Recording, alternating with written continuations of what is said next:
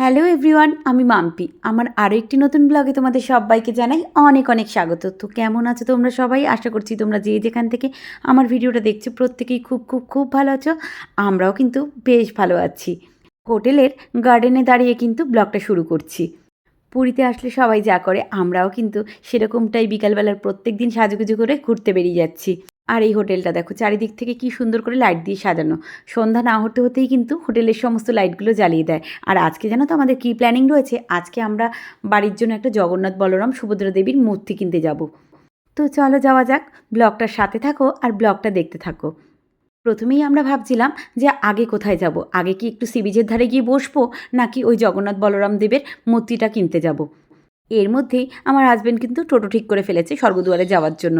যদিও ক্যামেলিয়া থেকে স্বর্গদুয়ার কিন্তু খুবই কাছে, কিন্তু আমার হাঁটতে ইচ্ছে করছিল না। তারপরে আবার প্ল্যান চেঞ্জ হলো, ভাবলাম যে সমুদ্রের ধার থেকে হাঁটতে হাঁটতে স্বর্গদুয়ারের দিকে যাওয়া যাক। তারপর সমুদ্রের ধার ধরে স্বর্গদুয়ার যেতে জানা যেতেই জানো তো একটা দারুণ জিনিস দেখতে পেলাম। সমুদ্রে সন্ধ্যা আরতি হচ্ছিল, সেটাই দেখে নিলাম। বালির মধ্যে দিয়ে হাঁটতে হাঁটতে জানো তো যান প্রান্ত পুরো কয়লা হয়ে গেছে, কিন্তু কি আর করা যাবে। তারপরে চৈতন্যদেবের মূর্তির সামনে আসলাম, যেটা নাকি স্বর্গদুয়ারের একদম মাঝখানেই তিন মাথার মোড়ের মধ্যে আছে। ওই রাস্তা ধরে হাঁটতে হাঁটতেই এরই মধ্যে আমার হাজব্যান্ড আবার একটা শাড়ির দোকান দেখে শাড়ির দোকানে ঢুকে যাচ্ছিল। আমি আবার তখন ভিডিও করছিলাম, আর দেখো তোমরা দেখতেও পাচ্ছ যে শাড়ির দোকানে ও ঢুকছে, কিন্তু আমাকে কিন্তু জোর জবরদস্তি করেও ঢোকাতে পারিনি। কারণ আমিই বললাম যে এইবার আমি পুরী থেকে কোনো শাড়ি টাড়ি নেবো না।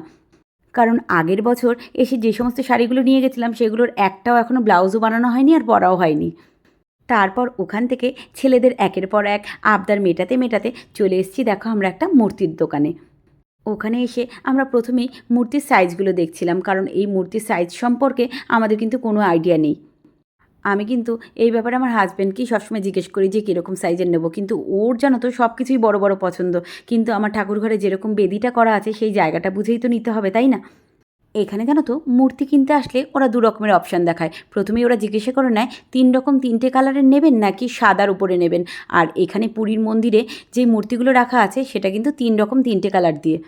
তারপর যদিও আমরা ওই দোকানগুলো থেকে মূর্তি কিনতে একদমই কিনিনি, কারণ আমাদের মনে হচ্ছিল যখন মন্দিরে প্রতিষ্ঠা করে বসাবোই তখন অরিজিনাল সেটা নিম কাঠের হওয়াই দরকার।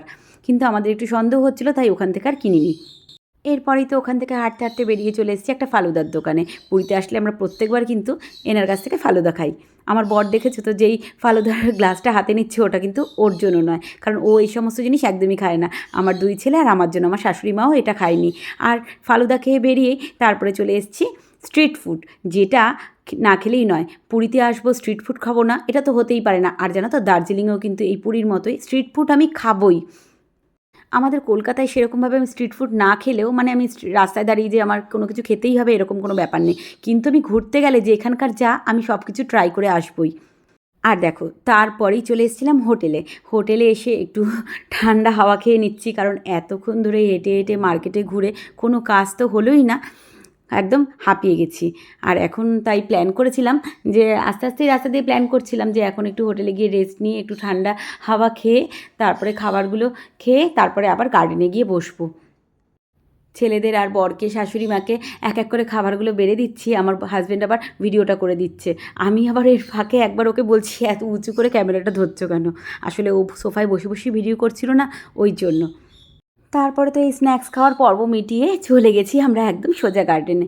আর গার্ডেনে গিয়েই আমার হাজব্যান্ড ছেলেদের বললো যা তোর মা আর তোর জন্য আইসক্রিম নিয়ে আয়। আমি তখন ওকে বললাম তুমি খাবে না? ও তো খুব বদমাইশ আছে জানো তো, কোনো কিছু আইসক্রিম টাইসক্রিম আনার কথা প্রথমে বলবে খাবে না, তারপরে কিন্তু সব কিছু থেকেই আমারটা দিয়ে ভাগ বসাবে। ওই দেখো যা বলেছিলাম তোমাদের তাই, এটাতেও কিন্তু ভাগ বসিয়ে দিয়েছে। তো যাই হোক, গার্ডেনের পরিবেশটা এত সুন্দর, সবাই কিন্তু মানে রুমে যারা থাকে তারার অধিকাংশই কিন্তু একের পর এক এসে গার্ডেনে বসেই চলেছে। এই সিটগুলো কিন্তু পাওয়া বড় মুশকিল। গার্ডেনে বেশ অনেকক্ষণ বসে আড্ডা মারার পরে মনে হচ্ছিল এবার একটু সি বিচের ধারে যাওয়া যাক। আর প্রত্যেক দিনই কিন্তু আমরা তাই করছি, রাত্রিবেলা সি বিচের ধারে চলে গিয়ে অনেকক্ষণ রিল্যাক্স চেয়ারে বসে আসছি। তো এই ব্লগটা তোমাদের কেমন লাগলো জানিও কিন্তু।